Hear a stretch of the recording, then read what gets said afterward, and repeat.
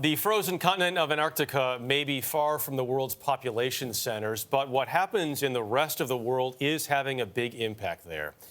A CBS News team recently traveled to the region with researchers and environmentalists. And as Roxana Saberi reports, they say more must be done to protect the area, and fast. As one of the most remote regions of the world, Antarctica shines with natural beauty. But on our trip there, scientists working with environmental activists from Greenpeace told us this beauty is fragile and it's at risk of fading fast.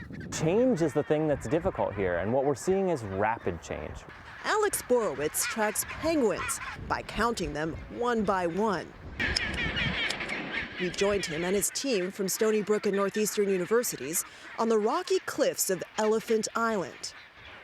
These penguins don't seem bothered by us. Their natural predators come from the air and the sea. But scientists say with temperatures rising faster here than most of the rest of the world, man-made climate change is a threat to their survival. These researchers have found that the island's population of chinstrap penguins, named for the black line beneath their beaks, has plummeted by more than 60% since the last big survey 50 years ago.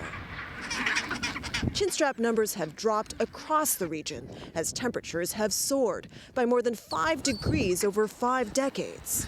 So when we see climate change impacting things down here, glacial melt, warming oceans, penguins do really interact with all of those things. One theory is that shrinking ice is also shrinking the chinstrap's supply of food, shrimp-like creatures called krill. But there are also fewer krill to go around because there are now more whales that feed on them.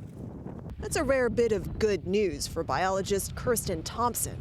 Well, so far, we've been seeing quite a lot of humpback whales, which is really exciting. It's great. I mean, this population is one of the populations that's been increasing in recent years, thanks to no whaling in this area. But Thompson is also studying a new threat, one that's little understood, a form of pollution called microfibers. They're pieces of plastic coming from synthetic fabrics we wash, fragments so small you can't see them with the naked eye. Thompson and Greenpeace are testing the seawater for microfibers at the same sites they did 2 years ago. Back then, they found tiny plastic particles in almost all of the samples. Do you know what the effects are?